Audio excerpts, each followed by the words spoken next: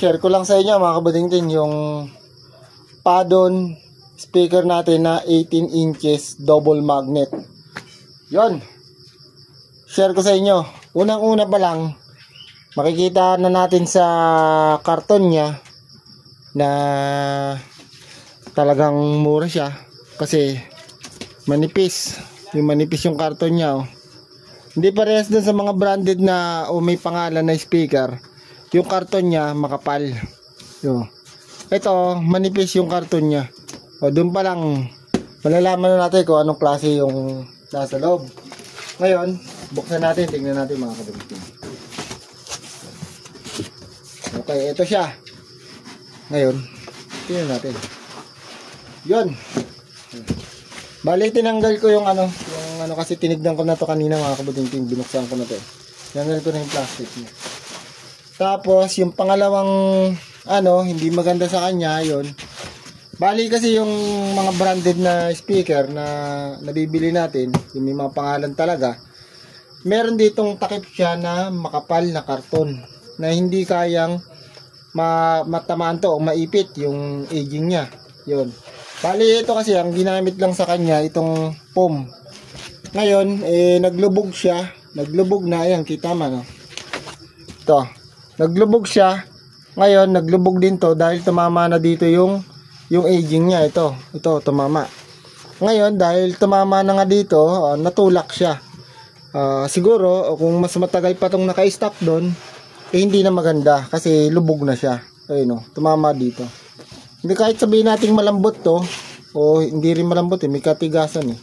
Talagang may tutulak siya, may tutulak kasi kahit ganyanin ko nga, tumutulak eh. Yung pa kayang madadaganan dito. Ayun, dahil naglubog siya.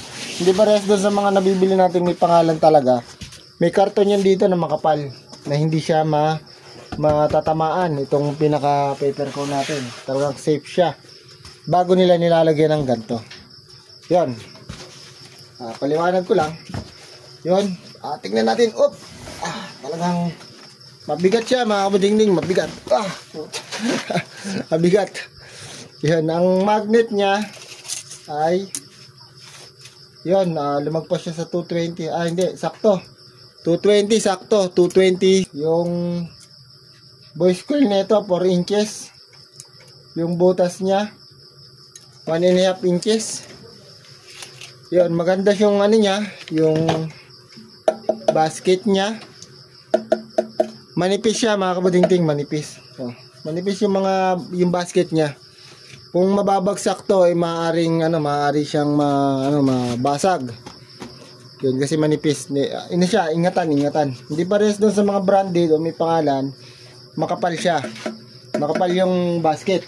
Tapos, ang pangalawa pa sa kanya, sukatin natin yung magnet. Yun, 2 cm siya kada isang magnet. Bali 4 cm lang yung dalawa. Doon sa mga branded kasi ito ay nasa 2.5 cm. Bali yung niya 5 inches. Yung mga branded o may pangalan na nabibili natin. Dahil ito nga Padon 18 inches siya, hindi naman siya kamahalan, talagang abot kaya lang.